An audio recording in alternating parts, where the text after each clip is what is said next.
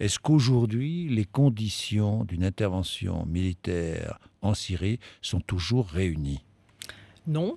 Non, pourquoi? Parce que la diplomatie évolue dans la bonne direction et que tout est préférable en tant que solution diplomatique à une guerre.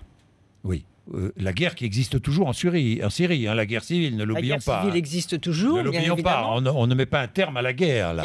Exactement, mais au moins on ne Oui. déclenche pas non plus une autre guerre mondiale en faisant des frappes. Parce qu'on pouvait déclencher une guerre mondiale? Écoutez, vous savez, il y a 3 conditions. Une guerre mondiale?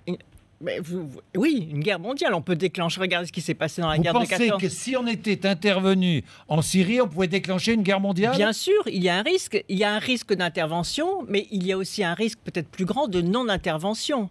Car la non-intervention peut aussi déclencher un conflit mondial au sens où c'était le feu vert à la dissémination des armes chimiques et à la dissémination des armes nucléaires. C'est pour ça que c'est très difficile. Si on n'intervient pas, on peut déclencher la guerre mondiale, et si on intervient, on déclenche la guerre mondiale. Exactement. C'est pourquoi la solution diplomatique est la meilleure. C'est-à-dire que la menace d'intervention, dès lors qu'elle est suffisamment dissuasive, la dissuasion nucléaire, ça a un sens, Oui. ça c'est le sens même de la logique de la défense française, la Oui. dissuasion nucléaire, ou la dissuasion de la menace d'intervention doit être suffisamment forte pour que, en effet, les tyrannies renoncent à leurs instincts de domination, de dissémination des armes chimiques et des armes nucléaires. Et c'est ce qui est en train de se passer. Et je souhaite que ça aille jusqu'au bout du processus.